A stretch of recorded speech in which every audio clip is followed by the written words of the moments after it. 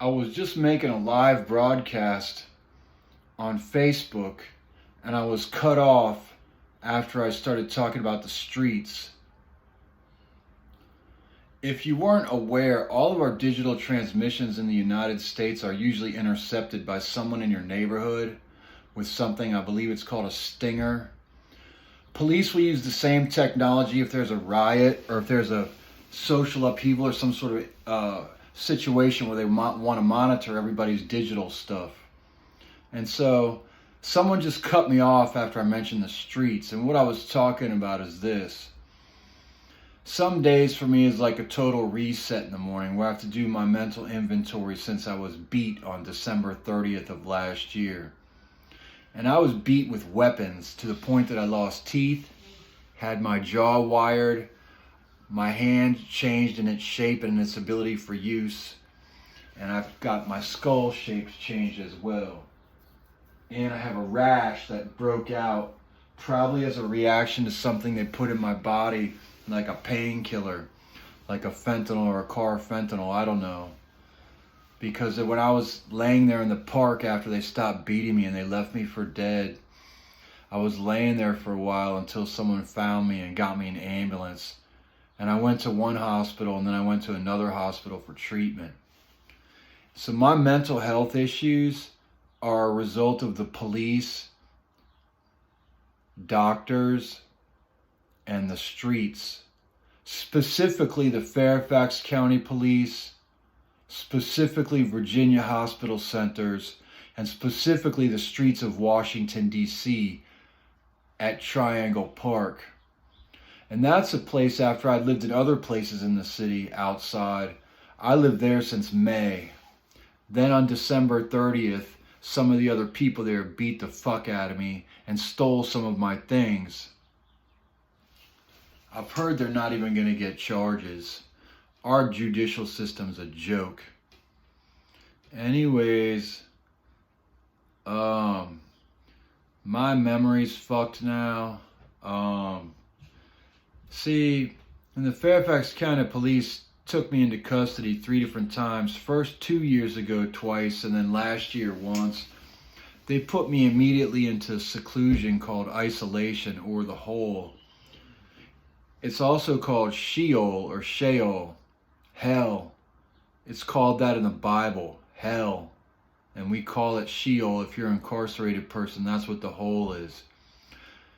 They can starve you, they can kill you, they can have you raped, they can do whatever they want in there. They can play mind games with you, they drug you. In my particular case, I was drugged and starved and put into the fear of God thinking I was going to die. In addition to that, last year, I think I was supposed to die. In fact, during my time of incarceration in Fairfax Adult Detention Center in Fairfax, Virginia, I was also participating in the mental health courts here in Washington, D.C. I received no charges from the courts in Washington, D.C. And when I got out of Fairfax and back into the city and I saw my lawyer, she said that she had heard I was never going to get out of Fairfax. Last year I was facing 15 years. The year before, 5 to 10 years. Both for the same charge. Threat to bomb burn. People I know lied to the police. One of them's an extended family member trying to get me locked up for 15 years last year. I have chronic PTSD now, for which I take medication called medical cannabis. In addition to that, last year after they had me in the hole for 5 days and let me out, I ended up being taken to Virginia hospital centers by ambulance that same night. I was let out on the afternoon of the 31st of March, and on April 1st I was taken to Virginia hospital centers at like 2 in the morning by ambulance. At Virginia hospital centers, I was handcuffed to a gurney at their ER counter for 2.5 days. And multiple times the staff held me down as well as police and ejected me against my will with something. Then after 2.5 days, a judge came to talk to me and I self-committed voluntarily for 72 hours in their psych ward. And they released me after 48 hours and took me directly into Arlington County Police custody, and then took me to Fairfax County and went into Fairfax County custody, the police.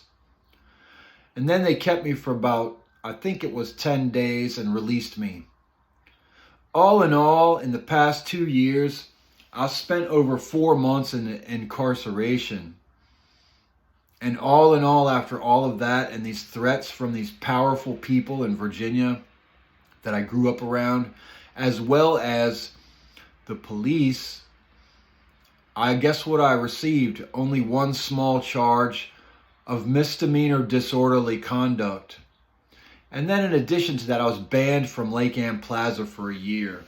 I guess these powerful people are scared that I'll come to Lake Ann Plaza and have tea and write poetry and read my Bible or other books while I'm there. Maybe smoke some of my medical cannabis and enjoy Lake Ann Plaza like I did all the years growing up in Reston, Virginia.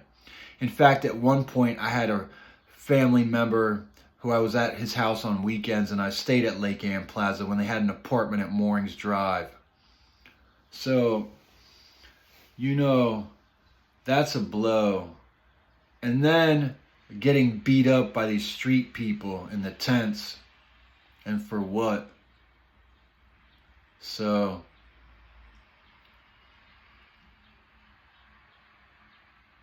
I have a lot of more issues now, and I'm in the process of applying for Social Security disability.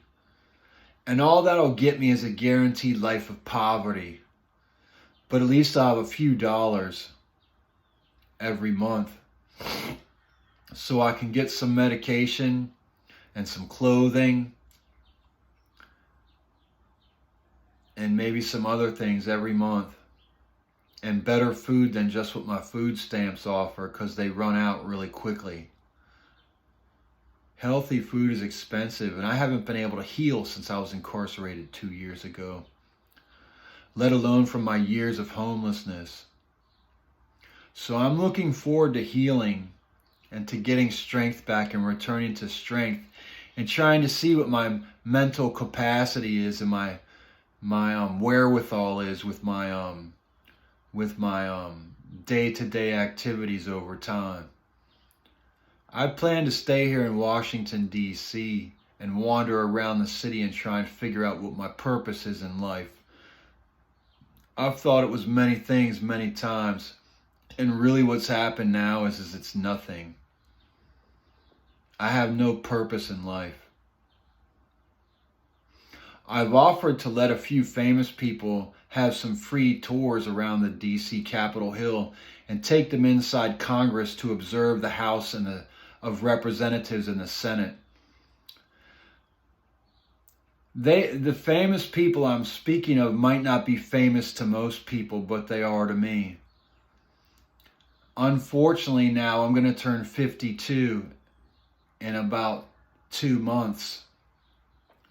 And I'll probably spend it alone, as I have for years.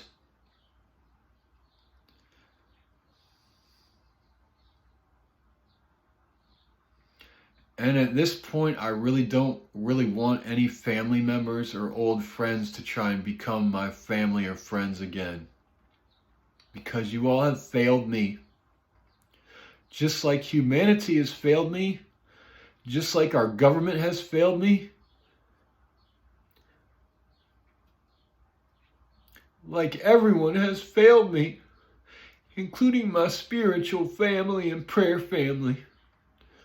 So I plan over the next few months to try and get my things together from different places where they're stored and find a place to live if I'm so blessed by God, and continue to try to get disability.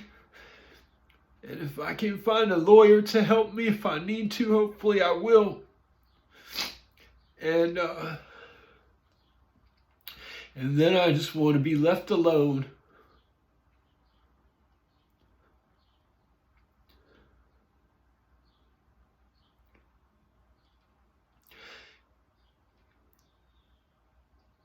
And that's how my life is, and that's how I feel about it.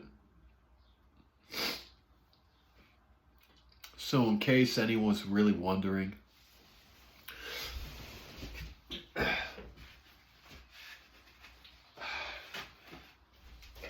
in case anyone needed some gossip for their gossip circles here in Washington, D.C.,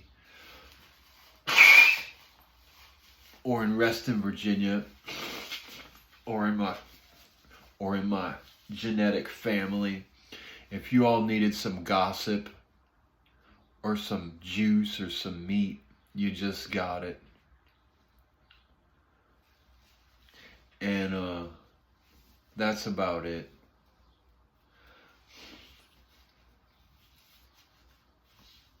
I went out yesterday to try and beg for money to get some medication because cannabis helps me a lot. And I choose not to become a pill junkie or addict because those are mystery pills usually, and they don't even tell you what's in them. And there's always bad side effects. And then they often try and give you other pills to handle the side effects. They give you things that make you sicker. And then they try and give you other things that are supposed to heal you because they gave you some kind of medication that actually made you sicker rather than better. You know, and people say, weren't you on disability years ago? And I actually just talked to Social Security, a doctor last week when they wanted to talk to me again. And I was. And the doctor said, what was your previous diagnosis? And I said, oh, there were a few different ones, but I think schizoaffective was the diagnosis, which is kind of like schizophrenia mixed with manic depression and bipolar. The amazing thing is the medication I took all those years healed me. It's called Zyprexa. The generic term is olanzapine. And my Medicare used to pay $2,000 a month for that pill for me to take it, and it healed me. It's amazing. And they only recommend 2.5 to 5 milligrams for people, but I was started on 15 milligrams. I know somebody else who was put on 45 milligrams immediately. I bet he's cured by now too, just like me, at least from that illness.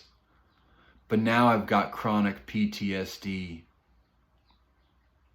I'm trying not to go in public too much when I'm upset and when I don't have money or medication. And the reason is because I yell at people.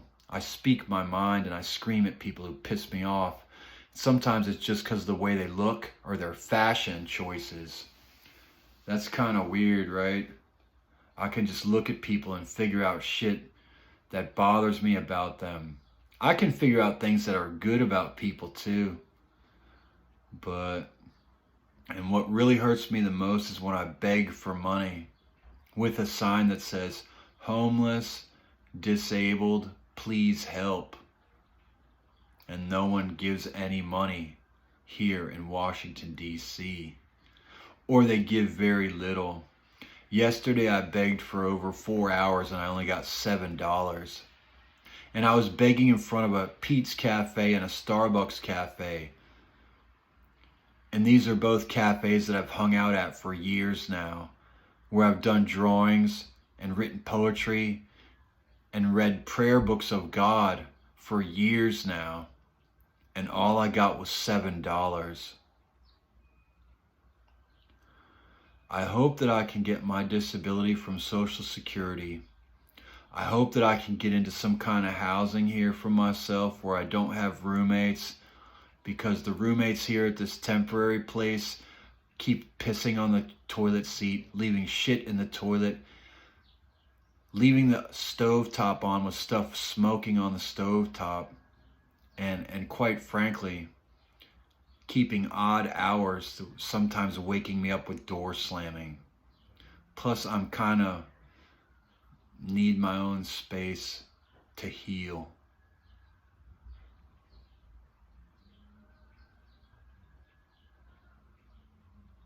Anyways, March 9th, 2024, Washington, D.C., United States of America.